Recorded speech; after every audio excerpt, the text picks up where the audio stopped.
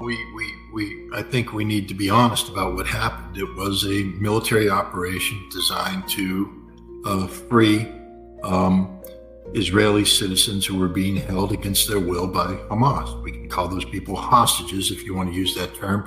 Prisoners of war if they were military, if they were civilian, hostages. On the face of it, of course Israel has a right to do that. I know there's the argument, it's an illegal occupier. I use that argument all the time. You can't argue, you can't complain when the enemy, when people resist you and all that kind of stuff.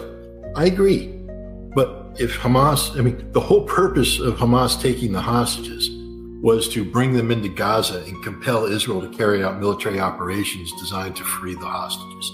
That's what this whole thing is about. And so Israel, this has become a political problem for Israel. And this is what we need to focus on, is the political problem of the hostages. It's been one of the issues that have been hounding the Netanyahu administration. Indeed, as we speak, his government is collapsing around him. Benny Gantz, the Minister of Defense, one of his key political opponents, has left the war cabinet. He's no longer part of the government. He's been followed by at least 3 others. And this may lead to, Israel being compelled to carry out elections in a time of war. Netanyahu is under a lot of pressure to resign because he's not defeating Hamas. He's not defeating Hezbollah. He's not ending this confrontation. Iran got the better of him, and yet he knows that if he doesn't do something, he's going to have to. It's inevitable that he'd be pushed out. So this operation was designed to buy him time. It was a successful hostage rescue operation. That's how it's being spun. That he, Benjamin Netanyahu, is the brave Israeli leader that will never give up on hostages. This is a tremendous propaganda victory for Israel in Israel. It's something that the Israelis desperately needed as a nation. You look at the videotapes of the lifeguards announcing the rescue over the radio to all the people on the beach in Tel Aviv and how they're cheering and clapping. This is a big deal. This is a much needed boost in the arm from Benjamin Netanyahu, which tells you everything you need to know about why he did it. Because let me tell you this is the worst hostage rescue operation in the history of hostage rescue operations. First of all, there was no military necessity for this operation. It's clear that the 4 hostages who were released were being well fed. They weren't being tortured. They weren't being raped. They weren't they're being held against their will, and I'm not legitimizing this whatsoever. No matter how much I support the Hamas cause, I understand the reality that if you seize citizens of another nation, don't be surprised when that other nation comes in looking for those citizens through use of force. So, Israel had every right to do what it's doing, but not how it did it. You see, these hostages could have been released through negotiation, the acceptance of a ceasefire. In fact, there's a Security Council just voted in support of the American proposal for a ceasefire in Gaza, one which has a hostage release component built into it. So all Israel had to do, there was no military necessity. These hostages weren't being executed. The only hostages that have died in Hamas are hostages who died because Israel fired missiles through. One of the surviving hostages talked about that, how she knows that Israeli missiles killed Israeli hostages. The only hostages that died at the hands of the Israeli Defense Force. All of these hostages could have been released simply by Israel agreeing to a ceasefire on terms that bring about an end to the conflict. Israel wouldn't do this. So you can't speak of military necessity. There was political necessity, and that's never a justification. Just because Benjamin Netanyahu needs a shot in the arm doesn't ever justify this. What made this assault a crime? Under international humanitarian law, under the laws of war, under the Geneva Conventions, proportionality is a factor that has to be brought into play when talking about carrying out strikes that could result in civilian casualties. The law of war doesn't say that you can't kill civilians. What it says is that the losses of civilians must be in proportion to the military gain achieved by the operation.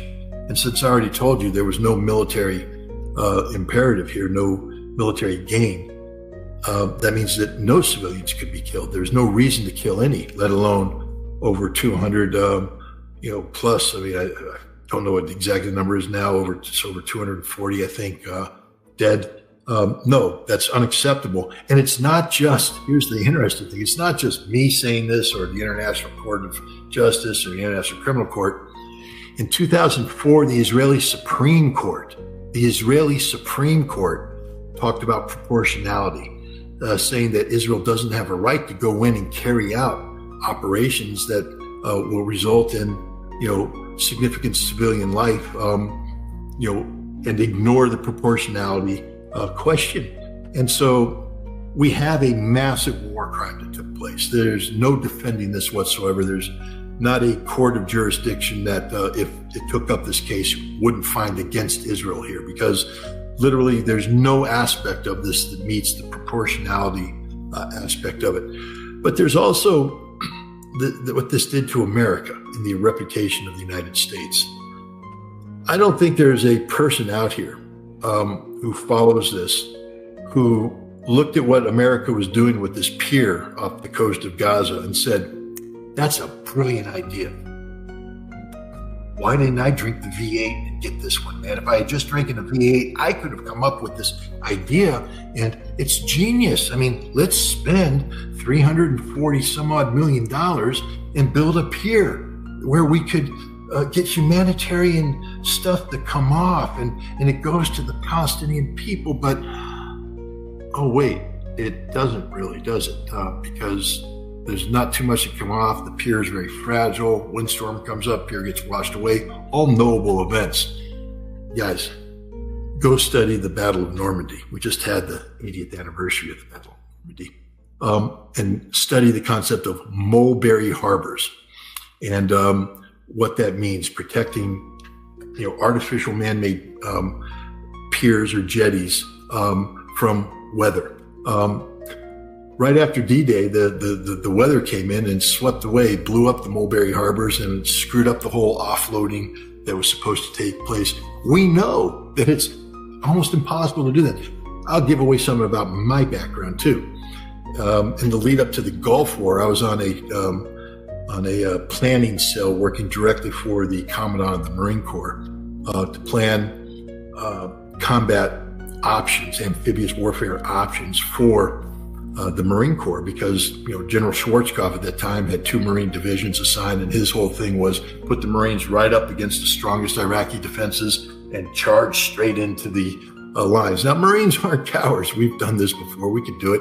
But we sat there and went, we really don't want to build another Iwo Jima memorial without the Iraq War. There's got to be a better way to use Marines, where instead of putting us on the ground like 2 Army divisions, we're an amphibious force. And so one of my concepts, actually it was a concept that I came up with, was to take a core-sized element and insert it on the Al-Faw Peninsula and then advance rapidly into the Iraqi rear, cutting off the Al-Zubair logistics base from Baghdad to the Kuwaiti forces, putting them in the horns of a dilemma where if they left their trenches, they'd get bombed. If they stayed in place, they'd starve to death. Classic amphibious operation kind of stuff. And the problem we had was there's no port facility. There's Qasr, but that easily mined, etc. How do you get Marines over the beach fast enough, ready to fight? I came up with the idea that we're going to build. This is actually a pretty clever idea. I'm pretty proud of it. We're going to build a pier, but the way we're going to build the pier is you take what's called a roll-on, roll-off ship, and you take the first roll-on, roll-off ship. On that ship, you have a Marine rifle company already lined up in its combat march order. And that ship comes in and runs aground on the beach. Seabees come out and improve that front, and then the companies ride off. Now, roll-on, roll-off allows vehicles to enter the back and roll out the front. And then behind it comes another roll-on, roll-off that comes in and links up with this one. And that company leaves its ship, goes on the other ship in. We're building a pier, and we just keep lining them up all the way across. There it is. And we have 3 of these things because you need, things. And this came up in the mind of a stupid captain.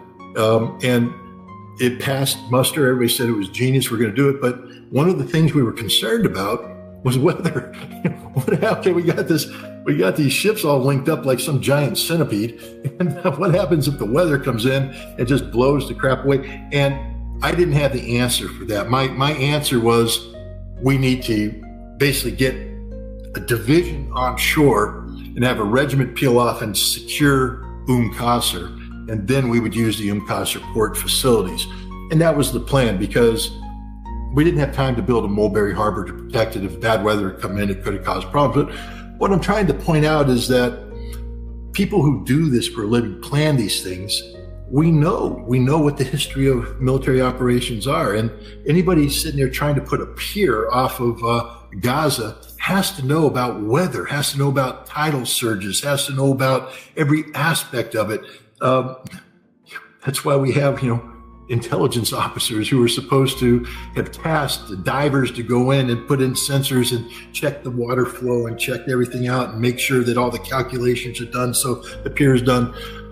It's the dumbest idea in the world to put this pier in, which now you have to ask the question, well, why did they put the pier in? Because the pier is ideally located to gather intelligence against Hamas, to provide an observation platform into areas of Gaza where you can do visual observation and you can do technical surveillance of this. And it's done by the United States in coordination with Israeli intelligence. It's also a perfect staging ground. We talk about getting humanitarian goods in there, but it allows vehicles to be staged that operate under the cover of humanitarian operations. We know that the Israelis used humanitarian vehicles to deploy their troops. One of the trucks was designed to mimic the transfer of displaced persons, that move around. And there's no doubt in my mind that the Israelis probably rehearsed this, meaning they sent, fake runs through the area just to get the locals used to seeing this kind of vehicle moving. But this came off of the pier. So the Israeli forces deployed to the pier disguised as American forces, and then they fell in on these vehicles, and they deployed in the United States. What had to have been involved in the command and control of the logistics, the planning of this. So the United States was involved in this operation that turned into a war crime because they slaughtered over 220 civilians to rescue 4 hostages. They killed at least 3 other hostages. If this had been an American operation, I can guarantee you that there would be a congressional inquiry and there would be court-martials of the officers in charge. This was not a military success, not at all. They killed 3 hostages, one of whom is an American. I don't know why the United States Congress isn't outraged. The one question I would ask is, how did this come to be? Did we know the Israelis were going in after an American citizen? What measures did we do to protect this American? Why did we allow the Israelis to carry out a military operation to rescue an American citizen when, if they simply did this ceasefire, this person could have been freed without any harm? And then the final one is, why did we allow the Israelis to commit war crimes? And here's the interesting part. Nobody's talking about this. There's something called the Leahy Law, named after the former senator, I believe, from the state of Vermont. I could be wrong on that one, Patrick Leahy. The Leahy Law prevents America from providing money to military units of a nation that we're providing support to, who have committed what are known as gross violation of human rights. Well, what happened in this hostage rescue is a gross violation of human rights. So all of the elite Israeli special forces units, Yaman, Sayat Matkal, there's a number of others that were involved in this. All of those now, by law, by American law, have to be reviewed. Because if they committed gross violation of humanitarian of human rights, which they did by disregarding the notion of proportionality, then we can't give them money. We can't work with them. We have to ostracize them. Is this happening? The answer is no.